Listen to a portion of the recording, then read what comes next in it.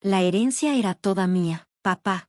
Mi hermano estaría más feliz si su hijo heredara todo en lugar de alguna mujer que ni siquiera es pariente de sangre. Ya no eres mi hermana, declaró mi hermano con una sonrisa burlona. En efecto, para nuestro padre, no estaba relacionada por sangre. Era hija de mi madre de una relación anterior. Sin embargo, él me quiso como a su propia hija, lo cual me hacía muy especial para él. Me enfurecía que mi hermano quisiera monopolizar todo lo que nuestro padre dejó atrás, pero sus palabras sobre cortar lazos conmigo me dieron un cierto alivio. Está bien para mí, una vez que heredes, no me contactes nunca más, respondí, como si alguna vez hiciera eso, y no esperes ni un centavo de mí después, replicó él. Soy Kelly, una funcionaria pública de 29 años. Mi hermano Esteve tiene 22 años y acaba de graduarse de la universidad. Siempre se jacta de su trabajo prestigioso en una conocida compañía, menospreciando constantemente la oficina rural donde trabajo. Debe ser de los genes de papá, ¿verdad? Tengo la sangre de un padre que trabajó para una gran corporación, decía con suficiencia, enfatizando el linaje que comparte con nuestro padre. Esteve y yo compartimos la misma madre pero tenemos diferentes padres. Esteve es el hijo biológico de nuestro padre, mientras que yo soy hija de mi madre de un matrimonio anterior. Aunque técnicamente era una hijastra, papá nunca me trató diferente, me quería y me cuidaba profundamente, lo que hace que lo considere mi verdadero padre. Mi padre biológico, por otro lado, nos dejó cuando era pequeña, huyendo con su amante, apenas lo recuerdo.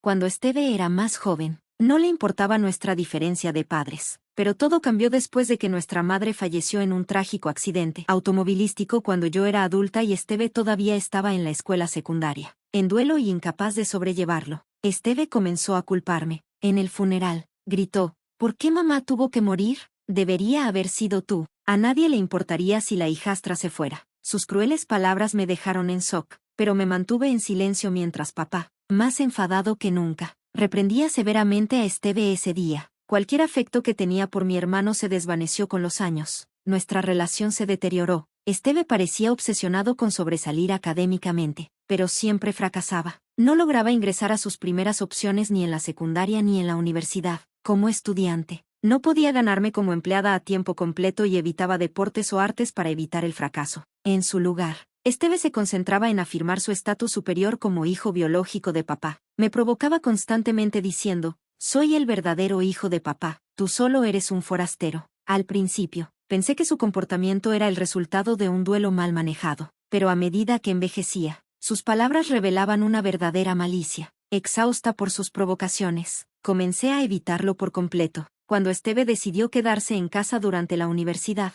me mudé a mi propio apartamento. Incluso coordiné visitas con papá para asegurarme de no tropezar con él.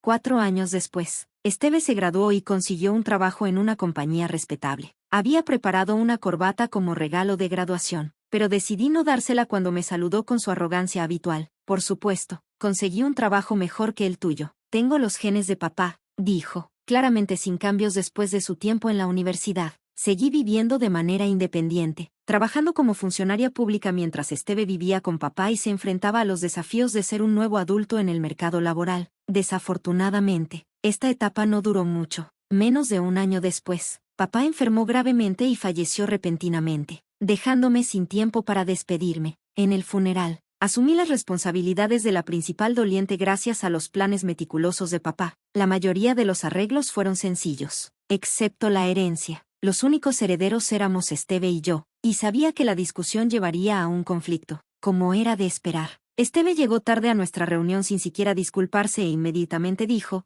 la herencia es mía, soy el verdadero hijo, así que es toda mía, solo eres una hijastra, una forastera. ¿No es codicioso para un forastero reclamar algo? Cansada de su arrogancia, ofrecí un trato, no heredaré nada. A cambio, debes prometer nunca contactarme por el resto de tu vida, como si alguna vez te contactara. Simplemente desaparece, respondió él con disgusto. Me fui de la reunión. Al día siguiente, visité a un abogado para formalizar mi renuncia a la herencia. Como hijastra, técnicamente no tienes derechos de herencia, comenzó el abogado. En realidad, papá me adoptó legalmente. Interrumpí, pero no quiero nada. Estoy renunciando a todo. Papá había adoptado oficialmente después de casarse con mi madre, lo que significaba.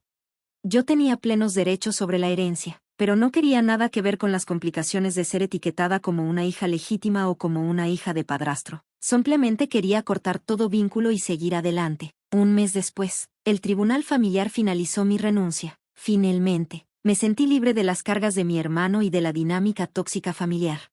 Contacté a Esteve. Hola, mi renuncia a la herencia está completa. Comencé, ¿sabes?, de la investigación de la herencia. Papá cerró su boca. Esteve me interrumpió con enojo. Entiendo. Has renunciado a la herencia. Deja de actuar como si fueras mi verdadera hermana y nunca me contactes de nuevo. Colgó antes de que pudiera decir otra palabra.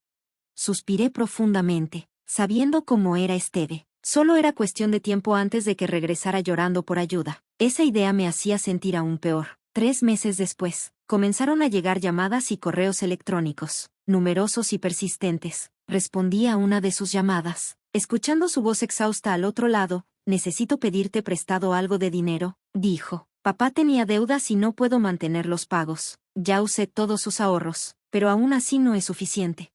Confundida, pregunté, ¿seguro? ¿Cómo es que está tan mal? Esteve inmediatamente se enfureció. ¿Sabías de esto? ¿Me empujaste la deuda a mí sabiendo todo? Tienes una mala personalidad, ¿verdad? Oh, claro, porque eres solo una hija de padrastro. Debes estar celosa de mí, la hija legítima. Me apreté la mandíbula. Claro, porque soy yo la que te colgó cuando traté de advertirte, y soy yo la que te bloqueó cuando necesitabas ayuda. ¿Quién tiene la mala personalidad aquí? La verdad era que había aprendido todo sobre la situación financiera de papá durante el proceso de renuncia a la herencia. Había intentado informar a Esteve en ese momento, pero él me había cortado por completo. Ahora, él venía a mí en lágrimas como había anticipado. ¿Entiendes cuánto le costó a papá enviarte a la escuela secundaria y a la universidad?, pregunté frustrada. Claro, tenía seguro educativo y la vida de mamá ayudó, pero cosas como la casa y el automóvil se pagaban con préstamos. No soy tu hermana, ¿verdad? Entonces, ¿por qué no tratas esto con el prestamista hipotecario o el abogado en lugar de mí? ¿Una extraña?